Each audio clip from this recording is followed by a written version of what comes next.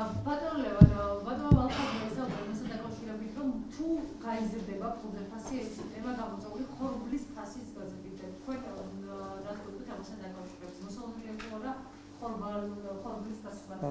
მოდით ესე ვთქვათ, ბატონო მალხაზმა სწორი ბრძანა, ანუ ფქვილის ფასიდან გამომდინარე, თუმცა ფქვილი არ არის ერთადერთი კომპონენტი, რომელიც პულში არის წარმოდგენილი კალკულაციაში.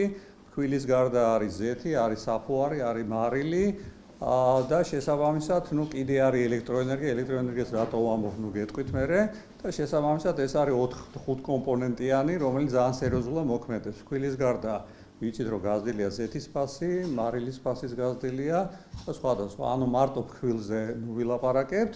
ფქვილიდან გამომდინარე, კი ბატონო, გეტყვით რომ ფქვილის ფასი სამწუხაროდ გაზრდილია. იქიდან გამომდინარე, რომ სოფლიო ბაზრებზე ვიცით რომ ტენდენცია არის იმისი, რომ სოფლიო მოსავალი იყო საკმაოდ დაბალი, მოლოდინით სამწუხაროდ არ არის კარგი და აქედან გამომდინარე არის კიდე რამოდენიმე გამოწვევა, რომელიც არის უკავშირდება მთლიანობაში იმ 8 ქვეყნიდან რამოდენიმე ქვეყანაში კრიზისს, ანუ ხორბლის კრიზისს, ავსტრალიაში, რომელიც ერთ-ერთი დიდი მწარმოებელია, იყო ძალიან დიდი წყალდიდობა, შესაბამისად, იქ თვითონ ხორბლის მოსავლის რაოდენობის შემცირება დიდად არ მომხდარა, თუმცა ხარისხზე ძალიან სერიოზულად იმოქმედა, ანუ სასურსათო ხორბლის ხარისხობრივი მაჩვენებელი გადავიდა საფურაჟესში. ეს ნიშნავს, რომ ის რაც თქვათ სასურსათოა და წისქვილები ქვავენ და უშვებენ თქვათ პროდუქციას ადამიანებისთვის, გადავიდა ეს ხორბალი არასასურსათოში, რომელიც არ გამოიყენება უფრო მეცხოველობაში. შესაბამისად, დეფიციტი შეიქმნა გარკვეულწილად სასურსათო ხორბლის.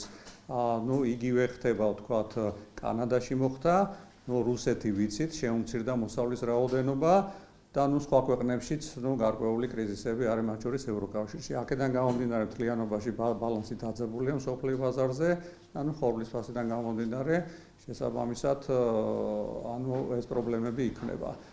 ეხლა სამომავლოდ ველოდებით კიდევ ორ გამოწვევას, ახალი წლიდან, ეს არის თვითონ რუსეთის მიერ კვოტირების შემოღება ხორბლის ექსპორტზე. ანუ ვიცით რომ ცურავი ბაჟი არსებობს, რომელიც 2 ივნისიდან იყო შემოღებული და ცურავი ბაჟმა საკმაოდ სერიოზული უარყოფითი ტენდენციები გამოიწვია ბაზარზე და ამას ემატება ეხლა 15 თებერვლიდან 1 ივნისამდე, იმიტომ რომ ეს არის ახალი მოსავლის დაწყების პერიოდი, რუსეთის მიერ კვოტირების მექანიზმის ამუშავება, რაც ნიშნავს, რომ ის ხორბალი, რაც მათთვის იქნება წარმოდგენილი ის რაოდენობა, რომელიც მათთვის სამყოფი იქნება, რომ თავის სასურსათო უსაფრთხოება დაიცვა და საექსპორტო პოტენციალიც თქვათ გარკვეულწილად გქონდეთ, ის რაოდენობა გამოცხადდება და მხოლოდ იმ რაოდენობას გაიტანს რუსეთი. ესეც სოფლიო ბაზარს გარკვეული გამოწვევა იქნება. და კიდე მეორე გამოწვევა გითხარით, ეს არის წლის ბოლოს თავდება ელექტროენერგიის სუბსიდირების პროგრამა, რაც გულისხმობდა შეგახსენებთ გვახსოვს რომ წლის დასაწყისში გაძვირდა ელექტროენერგია და თითქმის ორჯერ გააძვილა თელასმა და ენერგოპრომს. შესაბამისად იმ წარმოებებისთვის, რომელიც პირველადი მოთხოვნის პროდუქციას უშვებენ და წისქვილებიც ამაში შედიოდა და პურის ქარხნებიც, მათ გარკვეულწილად გაძვირებული ელექტროენერგიის ნახევარი დაუსუბსიდირა სახელმწიფომ წლის ბოლომდე. შესაბამისად ეს პროგრამა თავდება, აქედან გამომდინარე ეს თავისთავად აისახება ფქვილის ფასზე და თავისთავად ცხადია მეყურეებსაც აქვთ იგივე გამოწვევა. ეხლა მარაგები თუ არის ამ ეტაპზე? ამ ეტაპზე მარაგები ხორბლის ქვეყანაში არის, თუმცა საყურადღებო ტენდენცია მიდის, ტენდენცია საყურადღებოს რას გულისხმობ, იქედან დაწყებული რომ 2 ივნისიდან გვახსოვს რომ შემოღებული იყო რუსეთის მიერ ცურავი ბაჟი და 2 ივნისი, ანუ 1 ივნისი იყო დასაწყისი ხორბლის მოსავლის აღების. შესაბამისად ჩვენთან წელი ანგარიშდება 1 ივნისიდან 1 ივნისამდე, ეს არის არაკლასიკური წელი, როგორც ჩვეულებრივად საზოგადოებაში 1 იანვრიდან 1 იანვრამდე, არამედ ხორბლის დაწყებიდან ხორბლის დამთავრებამდე და ახალი მოსავლის დაწყებიდან. შესაბამისად, იქ ცურავი ბაჟი იყო შემოღებული და იქედან დაწყებული საქართველოში ფქვილის იმპორტი გაზრდილია 6 ჯერ. ანალოგიურ პერიოდთან შედარებით, მე ვგულისხმობ ივნისიდან დღევანდელ დღემდე შემოტანილი ფქვილის რაოდენობა გაზრდილია 6-ჯერ. შემოტანილი ხორბლის რაოდენობა შემცირებულია 40%-ით იგივე პერიოდში ანალოგიურ წინა წელთან შედარებით. შესაბამისად, ეს არის ძალიან საყურადღებო ინფორმაცია, იქედან გამომდინარე, რომ სასურსათო უსაფრთხოების მხრივ გაეროს რეკომენდაცია არის, რომ 2 თვის მარაგი საქართველოში და სხვა ქვეყნებშიც ეს რეკომენდაცია შემოღებული იყო 2012 წლის მსოფლიო კრიზისის მერე, 2 თვის მარაგი უნდა იყოს. გამომდინარე იქიდან, რომ 2 თვიანი მარაგები, თქვათ, დღესდღეობით არ არის უფრო ნაკლები, მაგრამ ეს არ არის კრიტიკული, ანუ კიდევ ერთხელ ვამბობ, 2 თვიანი მარაგი იმიტომ აღებული, რომ 2 თვის ნელ-ნელა ჩამოწევის შემდეგ მარაგების, ფაქტიურად თუ ჩვენ უახლოვდებით თვენახევარს და თვეს, ჩვენ შეგვიძლია გარკვეულწილად სხვადასხვა მექანიზმები ან თვითონ მთავრობამ რაღაც გადაწყვეტილებები მიიღოს. აქამდე ჩამოსული მარაგები არ არის, მე კიდევ ვამბობ, რომ ეს არ არის კრიტიკული, მაგრამ არის საყურადღებო მარაგების მხრივ. იმიტომ რომ თუ კიდე რამოდენიმე თვე გაგრძელდა ისევ ფქვილის აგრესიული იმპორტი, ანუ მე გითხარით, რომ 6-ჯერ არის გაზრდილი, თუ კიდე გაგრძელდა და ხორბლის შემოტანა კიდე შემცირდა ფქვილის შემოტანის ხარჯზე, თავისთავად ცხადია, ეს დაეთყობა სასურსათო მარაგებს და სტრატეგიულ მარაგებს. რაც იწვევს უკვე თვითონ ქვეყნებში გარკვეულწილად ისეთ ტენდენციებს, როდესაც თქვათ, შეიძლება რომ თუ ფქვილმა შეწყვიტა შემოსვლა, ფაქტიურად შეიძლება ქვეყანა დადგეს მაგ შემთხვევაში გარკვეული კრიზისის წინაშე, ამ მიმართულებით. იმიტომ რომ ფქვილის შემოტანის დროს ქვეყანა გადადის პირდაპირ შემოტანაზე, ანუ ფქვილის შემოტანა და რეალიზაცია. ჩემს წინ ბატონი მალხაზი გამოდიოდა და სავარაუდოდ ისაც გეტყოდა თუ არა და მე გეტყვით, ფქვილით მარაგები არ კეთდება. იმიტომ რომ ფქვილს აქვს შენახვის 2 თვიანი ვადა, ხორბალს აქვს შენახვის მრავალწლიანი ვადა. შესაბამისად, იმიტომ რომ სოფლიოში არის ტენდენცია, რომ ხორბლით კეთდება მარაგები და არა ფქვილით. ხორბლით ვაჭრობა სოფლიოში არის 200 მილიონი ტონა, დაახლოებით წელიწადში ფქვილით ვაჭრობა 10 მილიონი ტონა. აქედანაც კარგად ჩანს, ანუ რითი ივაჭრება და რას ყიდულობს, თქვათ, ქვეყნები იმისათვის, რომ გარკვეულწილად თავი დაეხმაროთ და მარაგების შექმნას. აქედან გამომდინარე, ჩვენ მივმართეთ პრემიერ-მინისტრს წერილით, მივმართეთ სამინისტროების მინისტრებს და სამუშაო ჯგუფებს, მათ შორის ეკონომიკური ბლოკის ყველა სამინისტროს, ეკონომიკას, ფინანსებს და სოფლის მეურნეობას, თავისთავად ცხადია, ისინი ვიცე-პრემიერებიც არიან, ეკონომიკის მინისტრი და სოფლის მეურნეობის მინისტრი, მივმართეთ პარლამენტის დარგობრივ კომიტეტს, ანუ აგრარულ კომიტეტს, შესაბამისად იქ სამუშაო ჯგუფში მიმდინარეობს მუშაობა, თუმცა ჩვენ ვისურვებთ, რომ უფრო სწრაფად იყოს გადაწყვეტილება მიღებული. იქედან გამომდინარე, რომ და გადაწყვეტილება იმასთან დაკავშირებით, რომ ჩვენი მოთხოვნა არის, რომ მოთხოვნა არ არის უბრალოდ შეხედეთ როგორი რაღაცა ჩვენ ვამბობთ ამ მიმართვიანობის საფუძველზე და ანალიტიკის საფუძველზე, რომ ფქვილის აგრესიული იმპორტი და ხორბლის შემცირება, შემოტანა გარკვეულწილად ამის ანალიზი არის ამ მიმართვიანობაში გაკეთებული და ჩვენ ვადარებთ ორივე ტენდენციას. ანუ ამ შემთხვევაში ჩვენი აზრით და ჩვენი მიმართვიანობით წისქვილ კომბინატების მუშაობა ადგილობრივის უფრო ეფექტიანია ქვეყნისათვის და მათ შორის ყველა იმ ამოცანებისათვის, რომელიც თქვათ ქვეყნის წინაშე დგას, ეს არის სამუშაო ადგილები, როცა წისქვილი მუშაობს, სამუშაო ადგილები თავისთავად იქნება და თავისთავად ადამიანები დასაქმებული არიან. ეს არის ბიუჯეტში შენატანები, იმიტომ რომ როცა წისქვილი მუშაობს, ისინი ბიუჯეტში შენატანებში და ყიდულობენ ელექტროენერგიას, გაზს, წყალს და ასე შემდეგ, ანუ დაკავშირებული არიან სხვადასხვა დარგებთან. ეს არის ქატოს გამოშვება, იმიტომ რომ ხორბალი როცა მუშავდება, გამოდის ფქვილი და ქატო და ეს მეცხოველეობაში გადადის.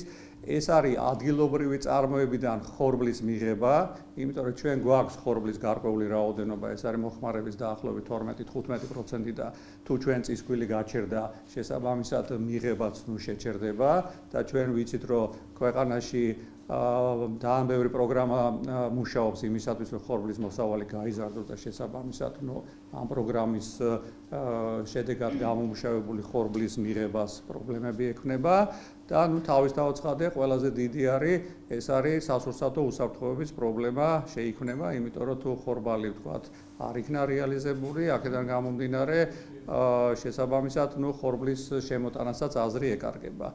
შესაბამისად თუ ჩვენ ესე შევხედავთ ფქვილის წარმოებას რამოდენიმე მილიონიანი, შეიძლება 10 მილიონიც შეაქვს თვეში, ლარზია ლაპარაკი ბიუჯეტში და ფქვილის წარმოება, ფქვილის იმპორტის დროს ბიუჯეტში შენატანი არის მარტო DGG. ანუ ფქვილის იმპორტის დროს ჭირდება მომსახურებას რამოდენიმე ადამიანი, მაქსიმუმ 10 ადამიანი შემოვიდა და დაასაწყობა დათვირთვა გაიტანა. წისქვილის შემთხვევაში ჭირდება 100-ზე მეტი ადამიანი საშუალო ერთ წისქვილს. ეს შედარება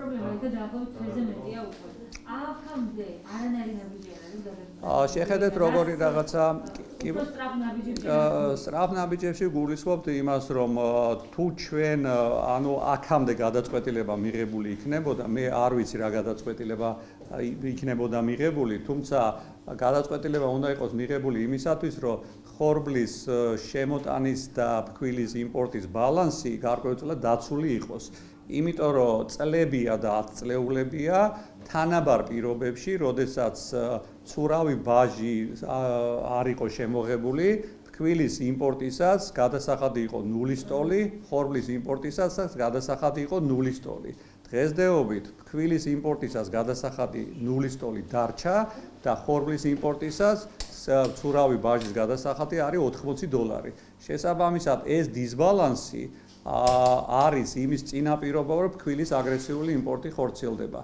პურის ქარხნები თავისთავად ცხადია, სწორად ლაპარაკობენ თავის ხრივ ბიზნესურად უყურებენ ამას, მაგრამ ჩვენ უფრო სახელმწიფოებრივად გვინდა, რომ ეს შეხედოთ და სახელმწიფომ ასე უნდა შეხედოთ ამას. იმიტომ რომ წისქვილს პრინციპში პრობლემა არ აქვს, შეუძლია იგივე უпростоრად უმაღლეს მენეჯმენტზე გეუბნები, შეუძლია ვთქვათ, იგივე ის თანხა, რომელიც მათ დღეს ხორბლის შესასყიდად აქვს გამოყენებული, გადაერთონ და ფქვილი შემოიტანონ. უბრალოდ შემდგომ ზარალდება ყველა ის პოზიციები, რაც ჩამოგითვალეთ.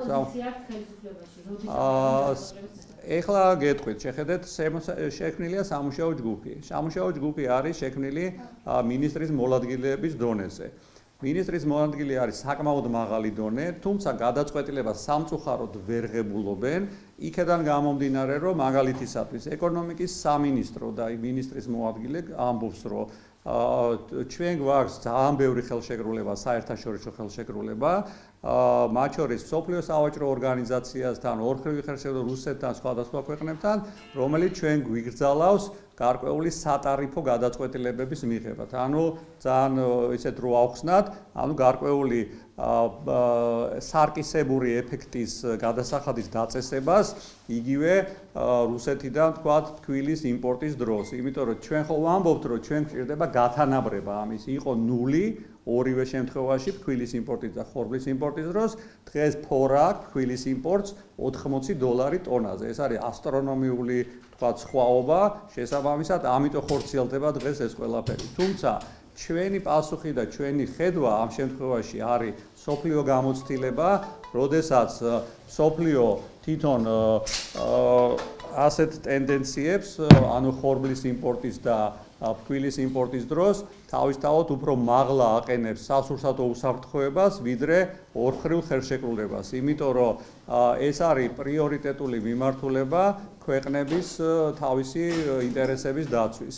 აქედან გამომდინარე, ეს ხელშეკრულება, რომელზეც ლაპარაკი არის, ეს არის 1995 წელს მოწერილი ხელშეკრულება, 25 წელია გასულია, მსოფლიო შეიცვალა, რეალობა შეიცვალა, ორი მსოფლიო კრიზისი გადავიტანეთ, როდესაც მსოფლიო ქვეყნებმა სხვადასხვა მოქმედებები ჩაატარეს თავიანთი სასურსათო უსაფრთხოების დაცვისათვის და ჩვენ პრინციპში ამ ხრივ გვინდა, რომ იგივე მსოფლიო სავაჭრო ორგანიზაციასთან, რომელსაც აქვს გარკვეულწილად თავის წესდებაში ჩადეული განსაკუთრებული შემთხვევების პირობებში გარკვეული მოლაპარაკებები, ჩვენ ვფიქრობთ, რომ შესაძლებელია იმისათვის, რომ ჩვენი პრიორიტეტები დავიცვა და ადგილობრივი თქვათ ქვეყნის ინტერესები იყოს სწორად დაცული, შესაძლებელია გარკვეულწილად გადაწყვეტილებების მიღება.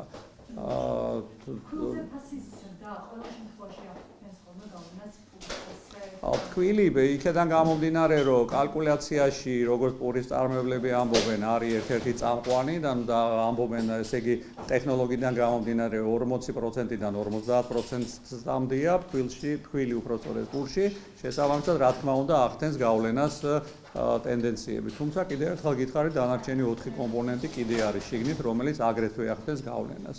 შესაბამისად, ახლა დღეს სიტუაცია გვაქვს ესეთი და ამ სიტუაციას დაბალანსება ჭირდება. სხვა ქვეყნების გამოცდილებაც არის, ანუ მათ შორის ფქვილის ფასის შენარჩუნებასთან და ხორბლის ფასის შენარჩუნებასთან დაკავშირებით, რომელიც პურზეა მიბული, აზერბაიჯანმა მაგალითად მთლიანი ჯაჭვი DGS-გან გაანთავისუფლა. ანუ ხორბლის იმპორტი, ფქვილის გადამუშავება და პურის გადამუშავება მთლიანი ჯაჭვი DGS-გან განთავისუფლებია.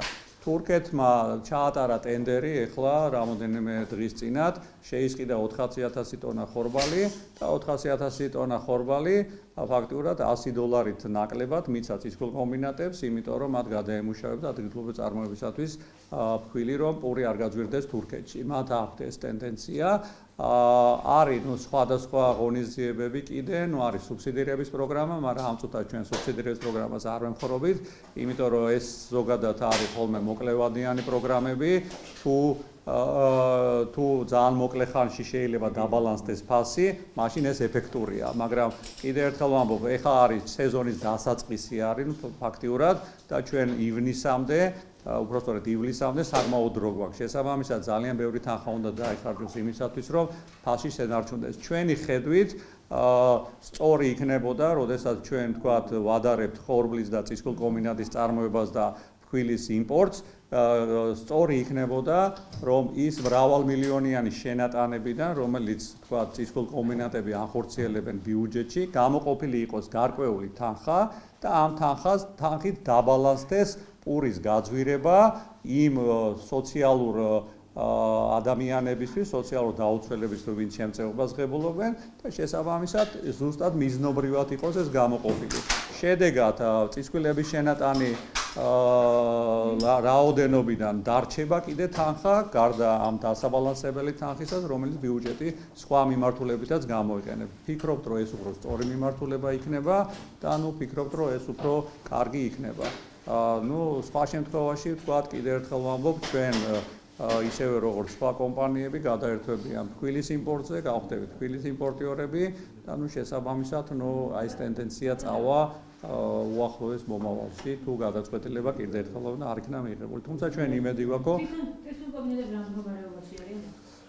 გეტყვით, სამწუხაროდ დაიხურა ბათუმში რამოდენიმე წისქვილ კომბინატი, დაიხურა გორში, ეს არის ქართული ხორბალი, ქვია ეს წისქვილ კომბინატს, ეს არის კახეთში წისქვილ კომბინატი რამოდენიმე დაიხურა, თუმცა ეს არის მცირე და საშუალო წისქვილ კომბინატები, დიდები ჯერჯერობით უძლებენ, თუმცა რომელიმე დიდი წისქვილ კომბინატების შეჩერება შეიძლება გამოიწვიოს საკმაოდ რთული სიტუაცია და შესაბამისად მე ვთქვი, რომ ჩამოკიდებულება ფქვილის იმპორტზე საკმაოდ რთული იქნება, მით უმეტეს ჩვენ ვიცით, რომ სასურსათო უსაფრთხოება და ხორბალი ეს ის თემა არის, რომელიც თანასწორი არის მაგალითისათვის ენერგეტიკულ უსაფრთხოებაზე. ჩვენ ვნახეთ მაგალითად ევროკავშირში, როდესაც გაზის საცავები მთლიანად არ იყო დატვირთული ევროკავშირის მიერ, რუსეთის მხრიდან არ მიწოდების შემთხვევაში, როგორი რისკები გამოიწვია და ფასების მატება მოხდა იქ. შესაბამისად, იგივე სქემით მუშაობს ადგილობრივი ხორბლის წარმოება, ჩვენ აუცილებლად უნდა გვქონდეს მარაგები, რომ ჩვენ უსაფრთხო ვიყოთ თავი, იმიტომ რომ გამოწვევა სამწუხაროდ არ არის მარტო უბრალოდ ხორბლის თემა, გამოწვევა არის უფრო უსაფრთხოება, ვიდრე ვთქვათ, ერთი რაღაც დარგის მუშაობა ან არ მუშაობა. ბატონო, ახლა რომ ახალ წლამდეო არაფერი არ იქნება მაგები ნარჩუნდა. თუმცა იმედოვნია, რომ გადაწყვეტილდეს ესე მოხდება. თუმცა არ ხსენებია დენის სუბსიდირების შემოგას არ გვაქვს. ასეთი სუბსიდირება თან ჩვენ დავუმატეთ კიდე ორი მომენტი, რაც კოპირებას ეხება. ექსპორტისას რუსეთიდან. თქვენი პროგნოზი რა არის? ისეთი ოპტიმისტურია ქვილის ფასთან დაკავშირებით, როგორც ხდება? არ არის ჩემი პროგნოზი ოპტიმისტური არ არის, არა მარტო ჩემი, არამედ მსოფლიოს ანალიტიკოსები სამწუხაროდ პროგნოზირებენ საკმაოდ რთულ ვითარებას ბაზრებზე, იმიტომ რომ ჩვენ ამ წუთას გვაქვს საკმაოდ დაძაბული ბალანსი მსოფლიო ბაზრებზე. ერთადერთი შეიძლება ვთქვათ, შემდეგი პროგნოზი იყოს, რომელიც ვთქვათ, ასე თუ ისე ოპტიმისტური იქნება, სადღაც მარტი-აპრილის თვეში. ეს ის თვეებია, როდესაც უკვე ნათესები, რომელიც ვთქვათ, გაზაფხულისკენაა, უყურებენ, რომ როგორ გადაიტანეს მათ ზამთარი და შესაბამისად ახალი ტენდენცია და მიმართულება იმ დროს იქნება ცნობილი. ჩვენ გველოდება საკმაოდ რთული პერიოდი ამ ხრივ ეს თვეები და სადღაც მარტის თვემდე ალბათ საკმაოდ რთული და დაძაბული სიტუაცია გვექნება. რუსეთმა რომ გააჩვია ზამთრად რა? რა? ექსპორტის გადასახადი. ოთხმოდ სეზონის დასაწყისში ექსპორტის გადასახადი იყო $25, დღეს არის $80 და ზრდის ტენდენციით სამწუხაროდ. როგორ? უკვე აისახა, იმიტომ რომ ეხლა ჩვენ ფქვილის გაძვირება მოხდა, დღეს $73, როდესაც სეზონის დასაწყისში იყო $60 ფარგლებში 1 ტომარა ფქვილის. შესაბამისად, ეგ პრობლემა რა თქმა უნდა არის.